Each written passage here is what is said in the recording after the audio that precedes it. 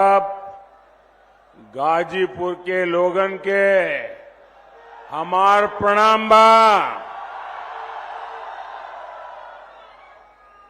मैं माता कामाख्या और महाहर धाम को प्रणाम करता हूं। बनारस वालों के लिए तो गाजीपुर आना ऐसा ही है जैसे बगल के मोहल्ले में आ गए। बनारस वाले अगर गाजीपुर आए जालन और केहू फोन करे तो कहलन, अरे यहीं घरे में है बतवा। इसलिए मैं भी गाजीपुर प्रचार करने नहीं आया हूं, अपनी माताओं बहनों का और आप सबका आशीर्वाद लेने आया हूं। और ये जनसमूह, ये जोश पूरे यूपी के साथ और गाजीपुर जरा ताकत से कह रहा है, फिर एक बार साथियों, हमारे गाजीपुर का सामर्थ्य क्या है, ये इतिहासकारों से ज्यादा देश की सीमाओं को पता है। ये पराक्रम और शौर्य की गाथाएं बताती है। डॉक्टर शिवपूजन राय, भागवत मिश्रा और मैगर सिंह जैसे सेनानी, वीर अब्दुल हमीद, राम उग्रह पांडे और ब्रिगेडियर उस्मान जैसे वीर गाजीपुर की परंपरा और गाजीपुर का गहमर गांव, ये नाम ही काफी है। हर घर से जहां जांबाज निकलते हो, ये गौरव गाजीपुर के अलावा और किसे मिला होगा क्या? पूरा देश इस मिट्टी का ऋणी है। भाइयों और बहनों, मुझे आपके बीच कई बार आने का अवसर मिला है, चाहे संगठन का काम करता था, या चाहे गुजरात का मुख्यमंत्री था, या लोकसभा में चुनाव का समय हो, विकास के काम हो। मैं जब भी गाजीपुर आता हूं तो मुझे एक पुराना प्रसंग बार बार याद आता है। ये प्रसंग इस बात का गवाह है कि कैसे इंडी वालों ने गाजीपुर के साथ विश्वासघात किया। आजादी के बाद कांग्रेस ने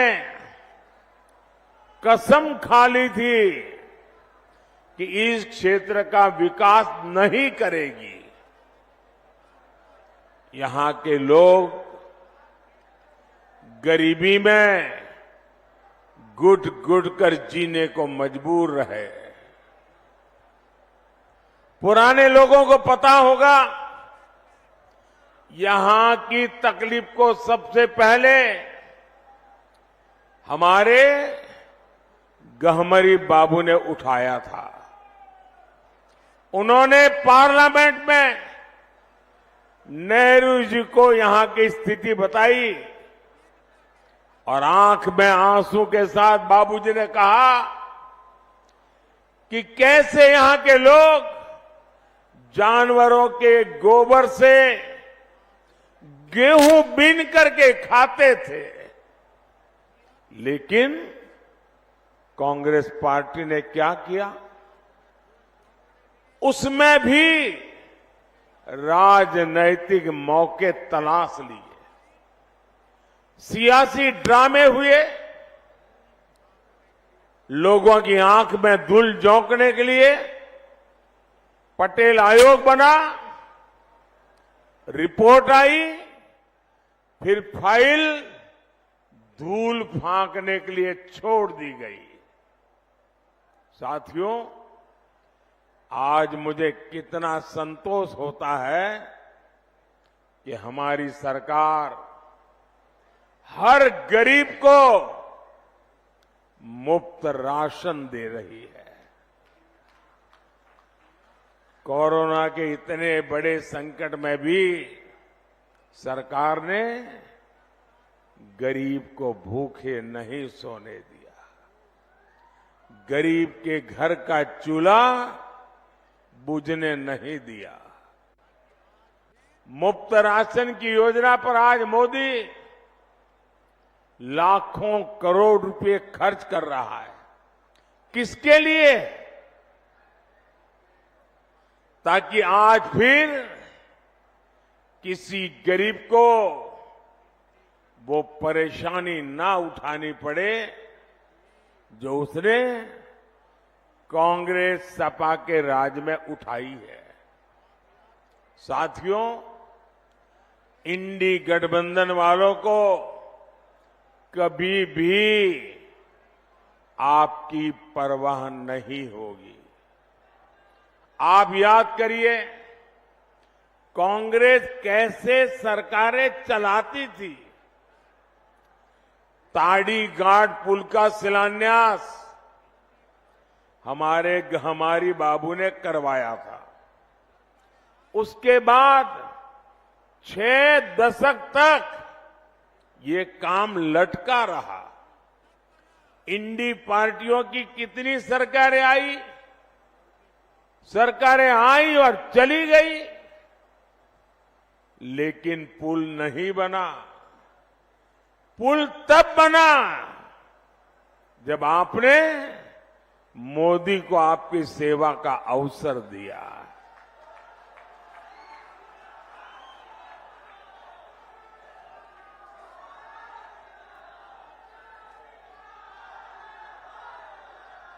और ये मेरा सौभाग्य था कि बाबूजी का जो सपना था वो मैंने यहां आकर के इसका उद्घाटन करने का सौभाग्य मुझे मिला। साथियों, काम लटकाने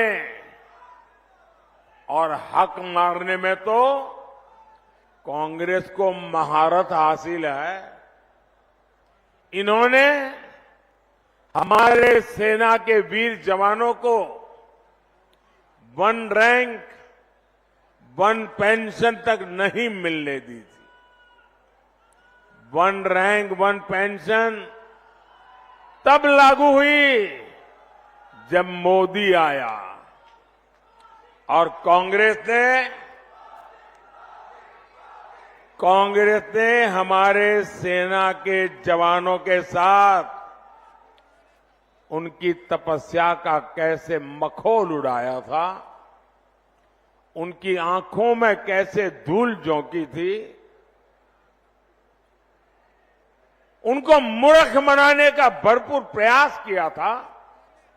जब 2013 में भारतीय जनता पार्टी ने मुझे प्रधानमंत्री पद के उम्मीदवार के रूप में घोषित किया, उसके बाद मेरी पहली रैली हरियाणा के रेवाड़ी में एक्स सर्विसमैन की हुई और वहां मैंने कहा था कि मैं 1 रैंक 1 पेंशन लागू करूंगा।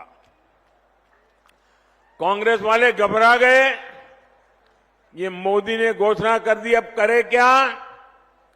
तो उन्होंने आनन फानन में हर एक की आंख में धूल झांक करके बजट में 500 करोड़ रुपया डाल दिया और लिख लिया ओआरओपी करेंगे। और फिर देश भर में एक्स सर्विसमैन के सम्मेलन किए। शाहजादे वहां जाकर के नाच रहे थे कि ओआरओपी ओआरओपी ओआरओपी। जब आपने मुझे प्रधानमंत्री के रूप में सेवा करने का अवसर दिया और मैंने पहले ही काम खोला, मैंने कहा लाओ भाई क्या हुआ? मैं चौंक गया। 21वीं सदी में आज कम्युनिकेशन का इतना बड़ा जमाना, पढ़े लिखे नौजवान, इन्होंने कैसे सेना के साथ गद्दारी की थी। उन्होंने 500 करोड़ रुपया लिख करके one rank one pension tokenism किया। मैंने कहा नहीं, मैं तो वन रैंक वन पेंशन लागू करना चाहता हूं। भाइयों बहनों, आप जान करके हैरान हो जाएंगे। वन रैंक वन पेंशन लागू करने में, ओआरओपी लागू करने में अब तक 1.25 लाख करोड़ रुपया पूर्व सैनिकों को खाते में जमा करा दिए गए। अब कोई मुझे बताए भाई, 1.25 लाख करोड़ की जरूरत, उसके सामने 500 करोड़ का ड्रामा, ये धोखा है कि नहीं है? ये धोखा है कि नहीं है? ये बेईमानी है कि नहीं है? ये पूर्व सैनिकों का अपमान है कि नहीं है? साथियों, गाजीपुर हो, यूपी हो या पूरा देश हो, परिवारवादी पार्टियों के नेता अपने परिवार के लिए महल पे महल बनाते चले गए, लेकिन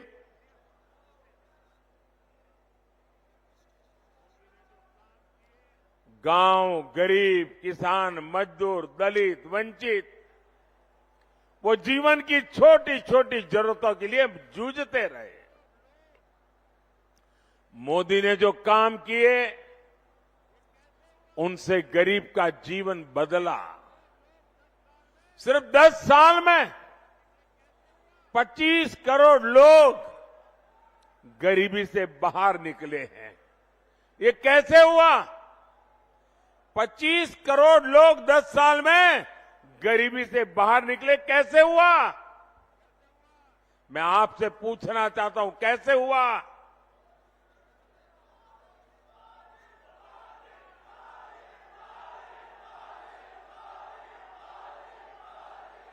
कैसे हुआ? कैसे हुआ?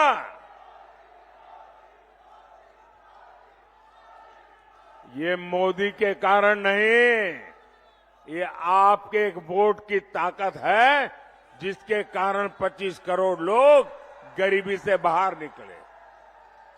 आपके वोट ने मोदी को मजबूत बनाया और मोदी की योजनाओं ने गरीब को सशक्त बना दिया।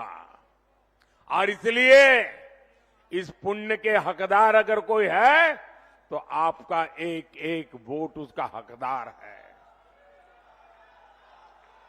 हमने 4 करोड़ परिवारों को पीएम आवास दिए। हमने 50 करोड़ से ज्यादा गरीबों को बैंक में खाते दिलवाए। हमने हर गांव तक बिजली पहुंचाई। हम हर घर जल पहुंचा रहे हैं। आज किसी गरीब को इलाज के लिए अपनी जमीन नहीं बेचनी पड़ती। उसके पास मुफ्त इलाज के लिए आयुष्मान कार्ड है। और हम तो जानते हैं, मैं तो गरीबी से निकला हूं, मैं गरीबी को जिया हूं, गरीबों के बीच में पला बड़ा हूं। और इसलिए मैं अपने जीवन को आंखों के सामने जो चीजें देखी थी, आज भी अगर कोई गरीब मां बीमार हो जाती है तो परिवार में किसी को भी पता नहीं चलने देती कि उसे दर्द हो रहा है, पीड़ा हो रही है। वो मां दिन भर काम करती रहती है, पीड़ा सहती रहती है, परिवार में बच्चों को पता नहीं चलने देती कि मुझे इतनी बड़ी पीड़ा होती है, क्योंकि मां के मन में एक भाव रहता है कि अगर परिवार में पता चलेगा बच्चों को कि मैं बीमार हूं तो बच्चे मुझे अस्पताल ले जाएंगे, अस्पताल में भारी भरकम खर्चा हो जाएगा, बच्चों के माथे पर कर्ज आ जाएगा, तो मां सोचती है कि मुझे बच्चों को कर्ज में नहीं डूबने देना, मैं पीड़ा सहन करती रहूंगी और जब ईश्वर बुला लेगा तब चली जाऊंगी। ये मेरे देश की कोटि कोटि माताएं बीमारी सहती रही, लेकिन अगर मेरी माताओं को बीमारी सहनी है तो इस बेटे का दिल्ली में बैठने का क्या मतलब?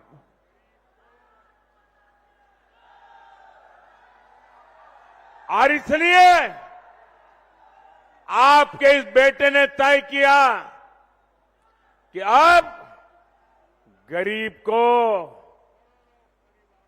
बीमारी में इलाज की जिम्मेदारी मोदी उठाएगा। आज आयुष्मान योजना करोड़ों परिवारों को मुसीबत में अनेक प्रकार की सुविधाएं देता है। और भाइयों बहनों, मैंने एक और गारंटी लेकर के आया हूं। अब मैंने तय किया है कि आपके परिवार में जो 70 साल से ऊपर की आयु के बुजुर्ग हैं, और आजकल हर परिवार में पिता, माता, दादा, दादी, नाना, नानी, काका, काकी ऐसे बुजुर्ग होते ही होते हैं, और 70 साल के बाद एक आध बीमारी तो आ ही जाती है, दवाई का खर्चा भी हो जाता है। और जो बेटा बेटी कमाते हैं उनके सामने एक तरफ खुद के बच्चों को आगे बढ़ाने का काम रहता है, रोजमर्रा की जिंदगी चलानी होती है, और ऊपर से अपने परिवार के बुजुर्गों को संभालना होता है। लेकिन बीमारी आ जाए तो पूरा ध्यान बीमारी में लग जाता है, और जो कमाने वाले बेटे बेटी हैं उन पर बहुत बोझ पड़ जाता है। तो मोदी ने गारंटी दी है, अब किसी कमाने वाले बेटे बेटी पर ये बोझ मैं नहीं पड़ने दूंगा। आपके परिवार के 70 साल से ऊपर के लोगों का बीमारी में इलाज, इसकी जिम्मेवारी अब मोदी उठाएगा।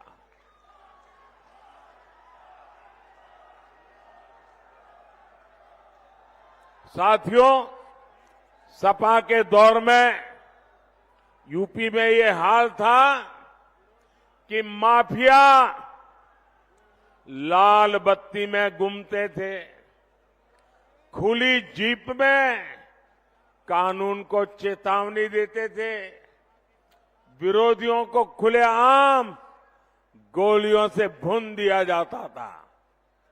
दंगों लोकसभा के महापर्व का छठा दिन आज 8 राज्यों की 58